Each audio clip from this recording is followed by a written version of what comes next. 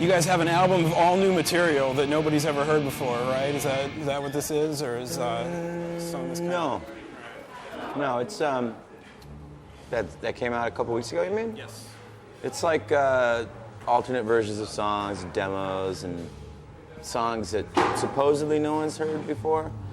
But I don't even know what that means anymore. Everybody hears everything before it's time for them to hear it. So what are demos? What are demos? Demos are,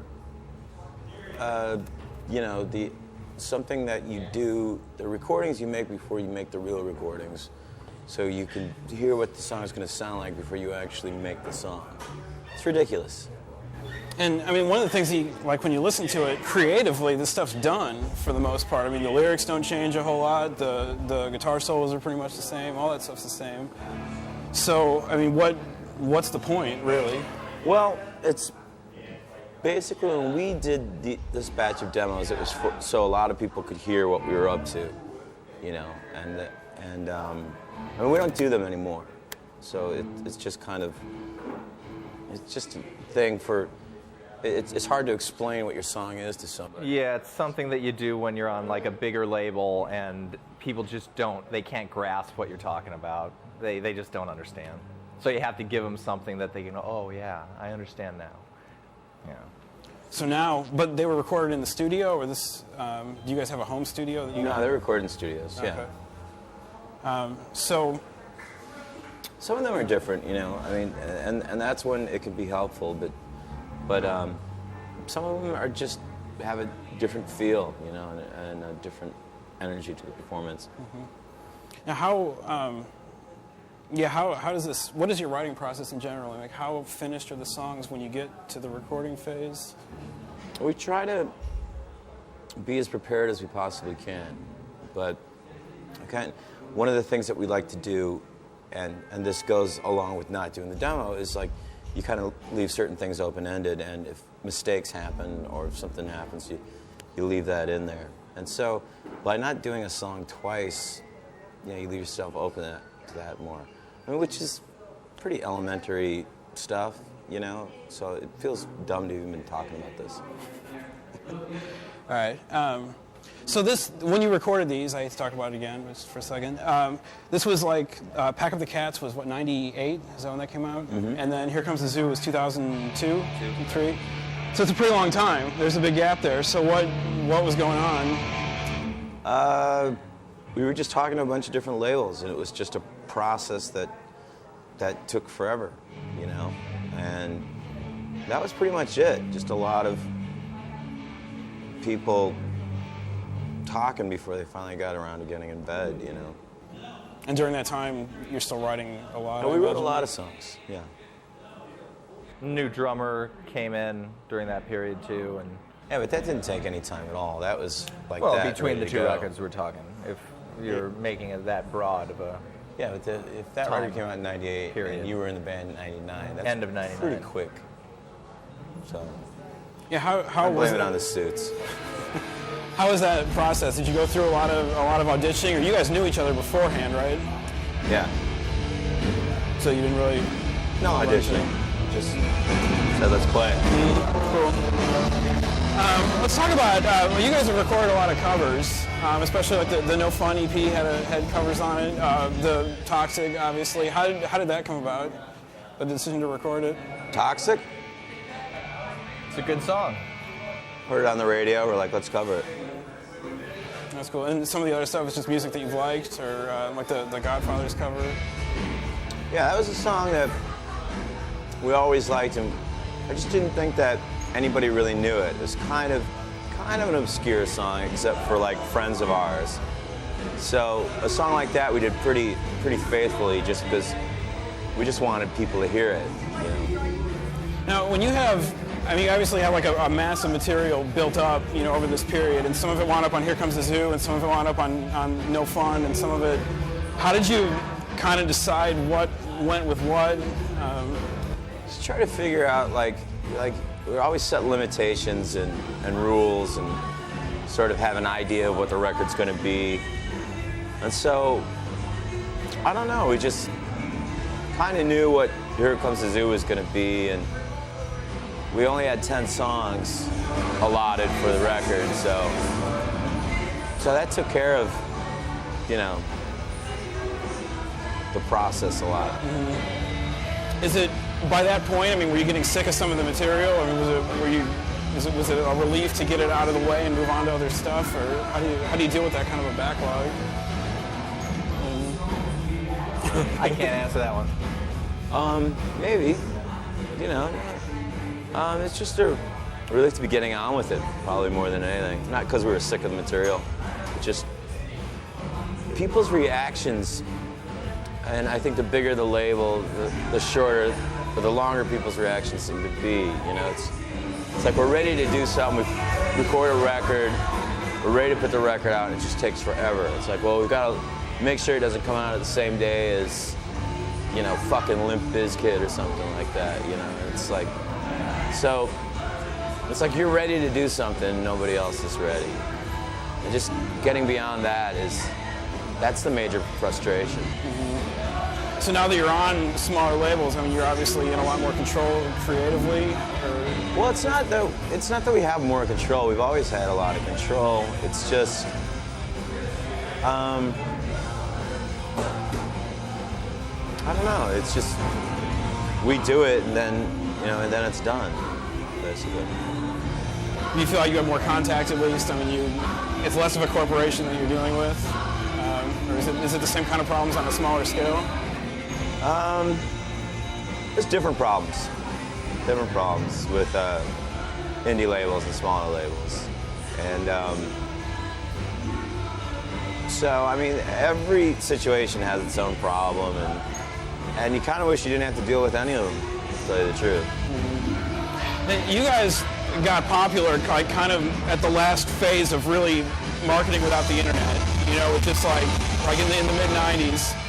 So how has that changed? I mean, you guys are you're on MySpace that you're fairly active on, I take it, and on your website. So how do you feel like you have more interaction with people or with fans now? It's probably just an extension of the way we handle ourselves anyway, you know. I mean, it's not too hard for anybody to find us. They want to say something to us, they know where to find us. We're not sequestered somewhere. So, you know, I don't think we view the internet as anything different, you know. It's just pretty much more of the same. You guys have another studio album coming out? Or it's in the works right now? Okay. Are you're in the recording phase or in the writing phase, or? We're just about to enter the recording phase. Okay. So when that part happens, is it like a 9-to-5 job? I mean, do you go there every day and work, or do you? You go there every day and work, but probably not a 9-to-5 job. I mean, we don't have bosses. It's more like midnight to noon. We can break for lunch whenever we want. But it's something that you do straight. You don't go a week and then take a week off, or is it? Sometimes you want to stay in there for like literally 24 hours and just like not eat, turn up the heat, and just see what happens. You know, go kind of crazy, get in a fight, and then start recording a song. You can do whatever you want. You don't have to do anything that you don't want to do. Is there anything different about this album? Are you approaching these guys gonna play? I have no idea, but it's really annoying. It's really pissing me off. I can barely hear what you're saying. I'm sorry.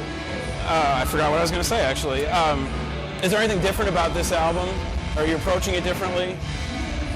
I don't know.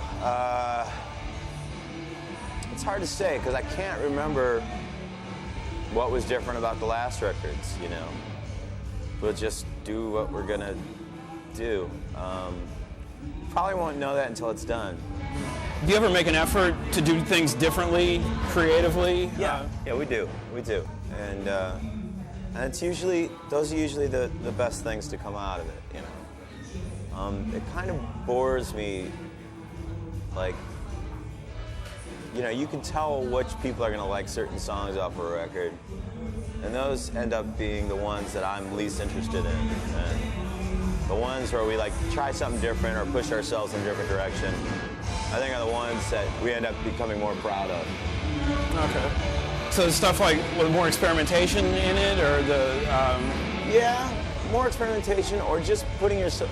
yourself in an area that's not necessarily experimental, but just something that you know isn't your supposed field of expertise. Right.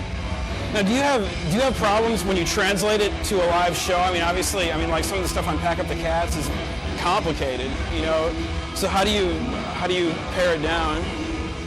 You just kind of record it and don't worry about that until it comes, and then when it's done and you've made the best record that you can, you go, all right, now how are we going to translate this live? And sometimes it ends up more interesting live than it is on record, just because you have to work with the limitations of just being us and not being able to overdub things. And so, you just never know what's going to happen. Which part of this do you like the most? I mean, is it the playing live? Is it the recording? Is it the? It's all of it. I don't have to pick one.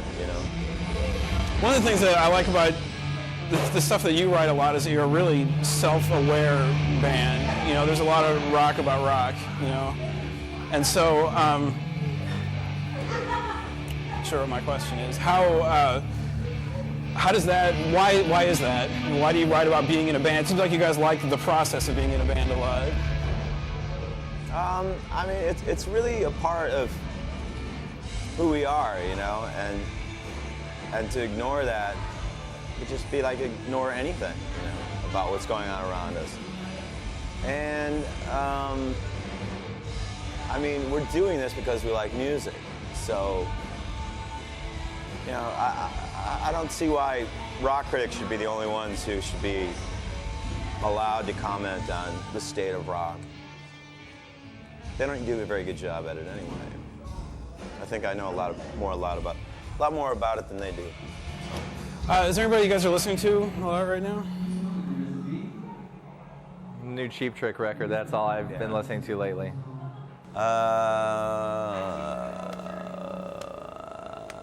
New Mastercraft record and Gold Frap. There's a lot of stuff out there. I just can't think of any of it right now. It's hard to do on the spot. New TV on the radio. Mm-hmm. Who are you going to be for the Halloween show? We have plans, but we can't tell you anything. Under wraps. Yeah. All right. How did that tradition start? It started over drinks. We were all in a bar and we thought it'd be funny to put on a show and do a Halloween show. And it just started from that, and then every year like the competition kept getting more fierce, and so this year will be, I think, our last year. So it's the 10th year. Just trying to hang it up. All right, cool. We out of time? You got nothing here? No. Let's see what else. Let's see. Ask the guys if or when are they going to be playing in Canada, Brian? Hopefully in the spring. Okay. What's a normal day like for you? Wake up, take a shower, get in the van, and go to the next town. That's a normal day? Pretty much. On the road? Did they specify on the road or just at home? No, just a normal day. At home, wake up, eat breakfast, go into Central Park, bird watch until noon, Here's a eat question. lunch. When he was on Local 101, Scott mentioned the new album is going to focus on breakup songs. Is this still the plan for the album's concept? Yes. I am a vegetarian. What else? You got anything there? You're a vegetarian, but you eat fish. I'll eat fish, yes. Yes. Anything from the sea or water. I eat just about anything. There's really nothing on here. Nothing? Nah. Be the judge of that.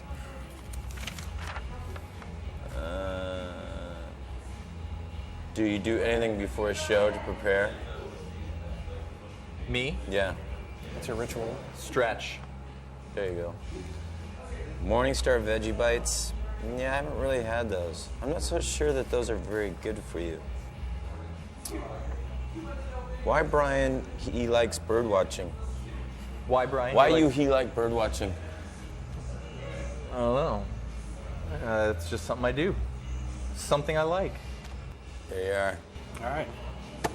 Well, thank you very much. See what happens when you ask people about the internet? I know, see?